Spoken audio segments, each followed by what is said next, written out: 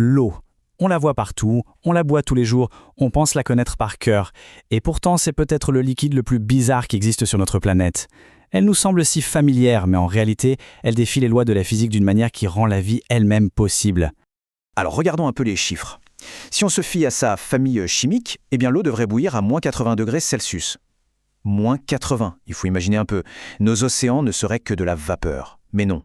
En réalité, elle bout à 100 degrés. Cet écart de 180 degrés, c'est juste énorme. C'est sa première et sa plus grande anomalie. Du coup, cette différence gigantesque soulève la question centrale de notre exploration.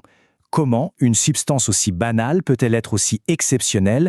C'est le début d'une véritable enquête scientifique. Et dans cette enquête, il y a un suspect principal, un coupable tout désigné derrière ce comportement si étrange. Ça s'appelle la liaison hydrogène. Il faut bien retenir ce nom parce que c'est la clé de presque tous les super-pouvoirs de l'eau. Alors, c'est quoi cette fameuse liaison hydrogène? Eh bien, il faut imaginer que chaque molécule d'eau est comme un petit aimant. La liaison hydrogène, c'est cette force d'attraction, ce pont qui les fait se coller les unes aux autres. Ça crée un liquide qui est incroyablement, collant, très cohésif. Et ça, ce n'est pas juste une image.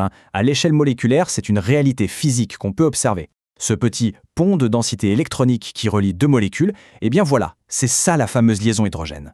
C'est elle qui fait que l'eau se tient avec une force assez surprenante. Et cette nature collante, elle a une conséquence directe et majeure. Pour faire bouillir de l'eau, pour que les molécules s'agitent et s'échappent, il ne suffit pas de les chauffer.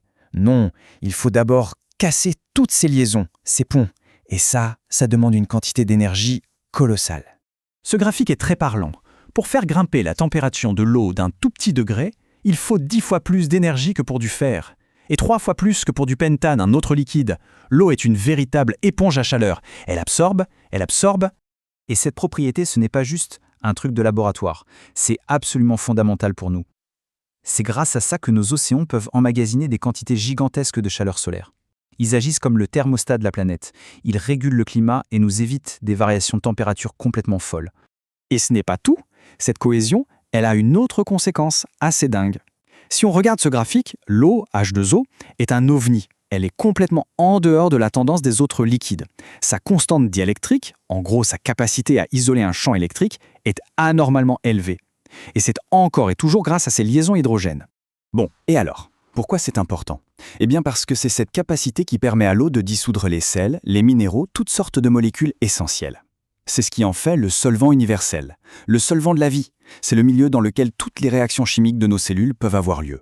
Alors là, on pourrait se dire « Ok, j'ai compris, c'est la liaison hydrogène. Problème résolu. » Sauf que non, l'histoire se complique.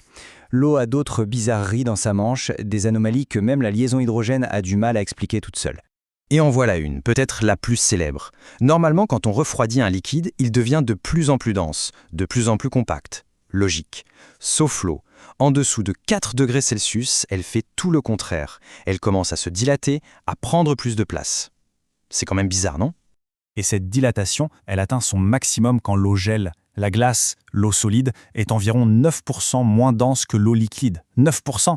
Ça veut dire qu'à masse égale, elle prend plus de volume. Les conséquences de ce simple petit fait physique sont vertigineuses. Si la glace était plus dense, si elle coulait comme la plupart des solides, eh bien les océans, les lacs commenceraient à geler par le fond. Et ça continuerait hiver après hiver jusqu'à ce que tout soit un immense bloc de glace. La vie telle qu'on la connaît serait tout simplement impossible. Donc, si on récapitule, on a un suspect principal, la liaison hydrogène, mais on a aussi des comportements étranges qu'elle n'explique pas complètement. Et là, on arrive vraiment à la frontière de ce que la science sait aujourd'hui. L'eau reste en partie une véritable énigme. Bien sûr, les scientifiques ont essayé plein de théories pour tout expliquer. Certains ont imaginé que l'eau liquide était une sorte de soupe avec des mini-icebergs flottant dedans. D'autres ont pensé à des structures en forme de cage, mais à chaque fois ça coinçait. Aucune de ces idées n'a réussi à expliquer toutes les propriétés bizarres de l'eau en même temps. Le problème, il est en partie technique. On sait très bien observer comment deux molécules d'eau interagissent entre elles. Mais l'eau, ce n'est pas un duo, c'est une immense danse de milliards de partenaires. Et on n'a tout simplement pas les outils pour observer en direct la chorégraphie complexe de groupes de 3, 4 ou 5 molécules en même temps. C'est ça le paradoxe actuel. Avec nos super ordinateurs, on peut créer des simulations d'eau qui sont parfaites pour reproduire une seule propriété. On a un modèle qui explique super bien la densité, un autre qui est parfait pour la capacité calorifique, mais à ce jour, aucun modèle unique n'arrive à reproduire toutes ces anomalies d'un seul coup. On a des pièces du puzzle, mais impossible de reconstituer l'image complète.